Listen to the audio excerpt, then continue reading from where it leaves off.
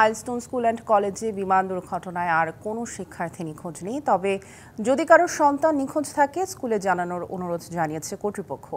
আর রবিবার পর্যন্ত একাডেমিক কার্যক্রম বন্ধের কথা জানিয়েছেন স্কুলটির প্রভাষক সাইফুল ইসলাম। এদিকে বিমান দুর্ঘটনার তৃতীয় দিনেও শিক্ষার্থী অভিভাবকরাও ভিড় করছেন ক্যাম্পাসের সামনে। অভিভাবকরা বলছেন শিক্ষার্থীরা এখনও মানসিক ট্রমার মধ্যে রয়েছেন, তাই দ্রুত স্কুল না খোলার আহ্বান তাদের। বিমান দুর্ঘটনায় শোকে স্তব্ধ শিক্ষার্থী, অভিভাবক সহ সারা দেশ। দুর্ঘটনায় প্রিয় বন্ধু, শিক্ষকদের হারানোর দুঃসহ স্মৃতি আর ট্রমা বহন করছেন শিক্ষার্থীরা। তাই তৃতীয় দিনেও শোকাতুর বন্ধু স্বজনেরা ভিড় করছেন বিধ্বস্ত স্কুলটির সামনে।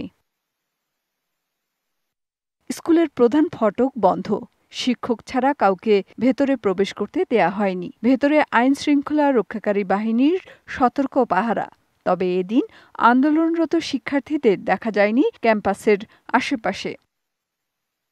অভিভাবকরা জানান, শুধু শিক্ষার্থী নয়, তারাও এখনো মানসিক ট্রমা থেকে বের হতে পারেননি। শিয়া বাটার ও ভিটামিন ই সমৃদ্ধ লিলি হালাল বিউটি সোপ, তারুণ্যময় উজ্জ্বল ত্বকের জন্য। রাতে ঘুমানোর সময় বারবার ভাবি যে প্লেনটা পড়ে গেল, কত মানুষ আমার চোখের সামনে মারা গেল। একজন আন্টি ছিল, তো ওই আন্টি আমার চাচির সাথে কথা বলতেছিল, তো ওই আন্টি মানে ওই প্লেনের কাছে ছিল, ওনার বডি ঠিক ছিল কিন্তু ওনার মাথা ছিল। বাইরে থেকে দেখি সব লোক বাইরে আসতেছিল পালায়, মানে এদিকে দৌড়াদৌড়ি ছুটাছুটি শুরু করছে। দেখে তো আমি ভয় পেয়ে গিয়েছিলাম কি হয়েছে। পরে শুনি যে ওখানে বিমান দুর্ঘটনা ঘটেছে। পরে বাইরে দাঁড়াই দেখি যে অনেকে মানে অনেকে পুরো পুড়ে গিয়েছে। তো এগুলো দেখে তো আমি অনেক ভয় পেয়ে গিয়েছিলাম। হয়তো এইটা স্বাভাবিক হইতে নিম্নে 1-2 মাস লাগবে। স্কুল কর্তৃপক্ষ জানিয়েছে, এইচএসসি পরীক্ষার্থীদের কার্যক্রম সচল রাখা হয়েছে।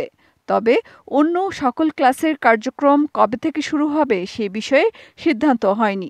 আমরা শুধু 12 এর ছাত্রদেরকে বলছি যে তোমরা কোনোভাবে বা ওদের ব্যাপারটা শুধু আমরা রাখছি, আর বাকিগুলো নিয়ে আমরা এখনো কোনো মানে কথাবার্তাই হয়নি বা হওয়ার মতো পরিস্থিতি হয়নি।